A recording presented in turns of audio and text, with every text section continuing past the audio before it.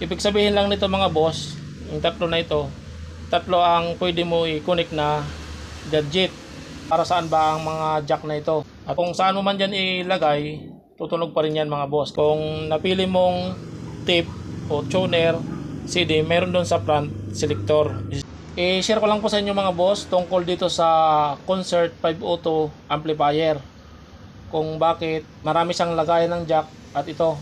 Para saan ba ang mga jack na ito? At dito naman, ano lang ang pwede na ilagay sa extension na ito. Unahin muna natin dito mga boss sa extension. Ayan, may nakalagay 300 watts max.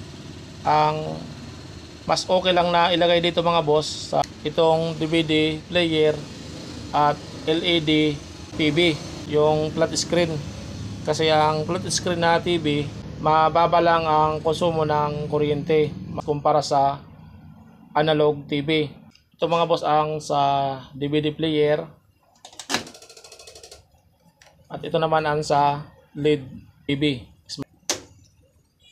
Ito naman mga boss ang pag-connect ng speaker wire. Ngayon dito na tayo mga boss sa RCA jack. Bakit marami siyang lagay ng RCA jack? Para saan ba ang mga ito? Dito mga boss sa CD at super bass, isa lang ang connection yan.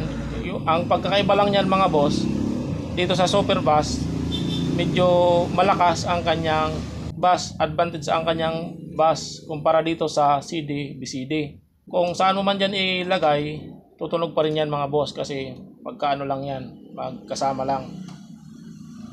Para naman mapagana mo ang tuner at BCD, mayroon dun sa front selector.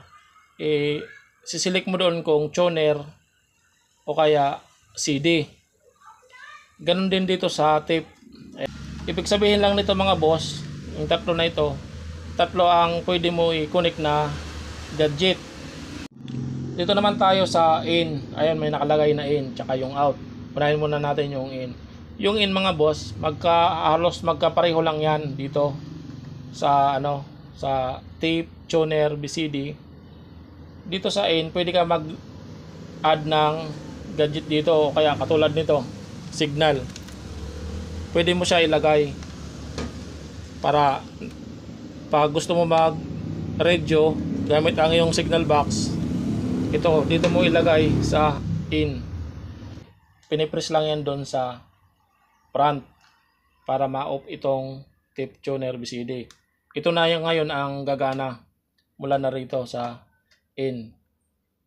Tapos nakadepende kung ano ang ilalagay mo na gadget dito sa in. Itong out, ito mga boss ang papunta sa isa pang amplifier.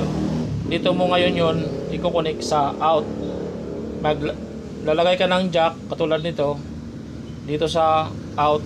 Tapos doon naman sa amplifier katulad din ito, ilalagay mo naman doon sa in, tape, tuner. Depende naman din doon kung saan mo i-connect. Nagkakaroon lang yan ng out kung yung gadget mo, ito ang ginamit na connection.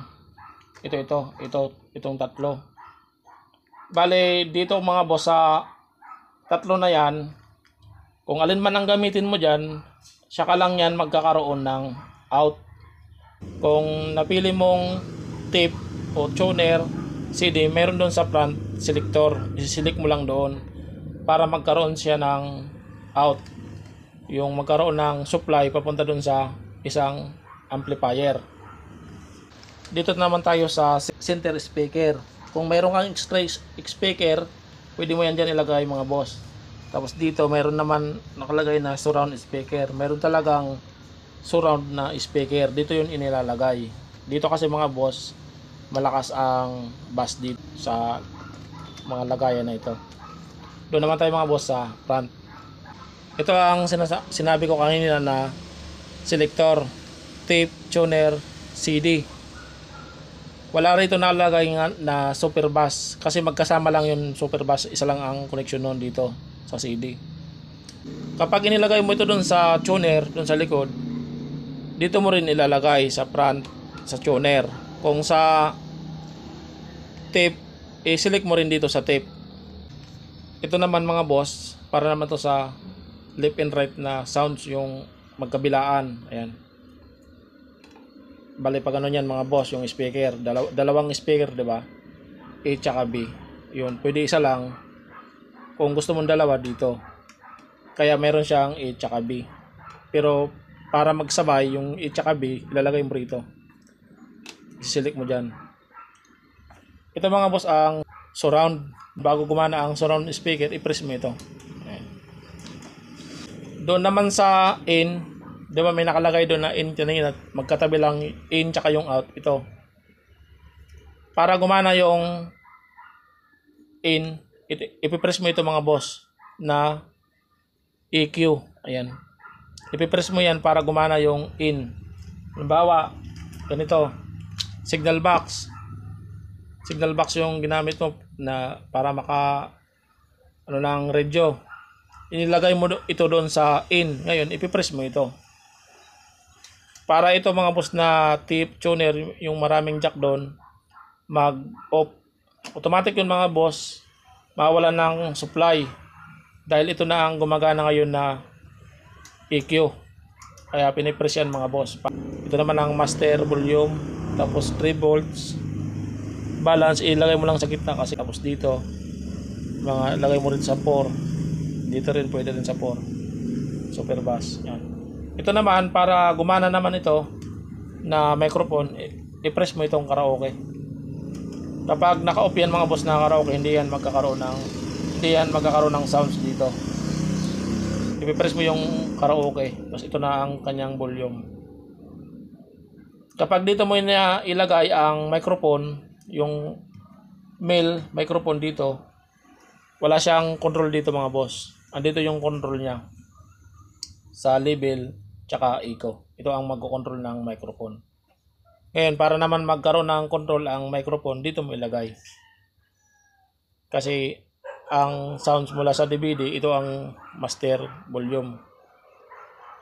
Kapag dito malakas ang microphone, tapos di gaano maganda, mas maganda rito kapag dito na nakalagay. Kapag dalawang amplifier naman mga boss ang pinagana mo, kailangan nun mayroon kang volume control para yung dalawang amplifier, isa lang ang volume. Hinihinang lang yun mga boss. Ito ang i-connect mo sa DVD, di ba? Sa CD. Tapos ito sa amplifier. Ngayon, para siya magkaroon ng volume, gagamit ka ng volume control. Ihinang yun mga boss. Ikakat itong RCA jack, tapos isusolda yung volume control para yung dalawang amplifier, isa lang ang volume. Yan lang po mga boss. Maraming salamat.